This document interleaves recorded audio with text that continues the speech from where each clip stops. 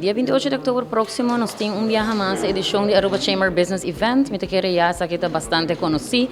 Nós temos par de anos acaba de fazer. A comissão promete em forma de business lunch, business dinners e assim no tiki nós vai cambiando de formato, modernizando e trazer algo diferente. Viaje aqui é tópico está securing your financial future. Seguro está sumamente interessante. Nós temos várias pessoas encontrando-nos mais dias aqui. Nós temos 3 oradores para cobrir o tópico.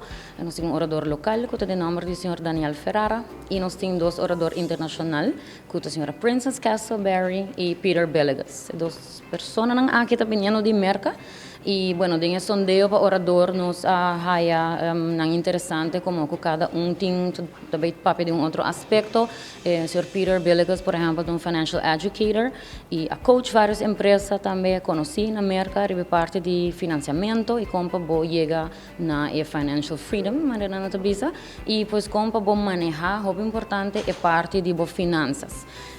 Também está sendo que para criar a balança entre a vida personal e a vida de uma empresa, a vida profissional, hobby viaja a descuidar o mês, o well-being, família. Sr. Princess Castleberry, o papi de aqui e como para criar o uso de impact framework para criar balança entre os dois. Essa aqui está de 3 anos consecutivos que o CNB está patrocinar evento aqui. É algo que o CNB está querendo entender, mais sobre que crescer a economia. Como banco, é uma fonte de crescimento econômico, entidade que ajuda no crescimento do nosso comércio.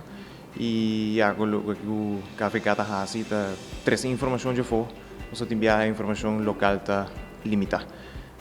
Com essa aqui também um speaker local que não tem, qual dá informação relevante ao caso na também local está fazendo negócio na Aruba e sempre 2 speakers internacionais para elevar a qualidade do evento aqui consideravelmente. O evento está tomando lugar na Embassy Suites. Kaartje custa $100, está op de nível segundo mês, para contactar-nos, para fazer compra diretamente via Eventbrite, ou para pagar com cash, transferência bancária, para facilitar se sair na câmera e nos facilitar a parte de Eventbrite, nos está se booking, nos está mandando o link via e-mail.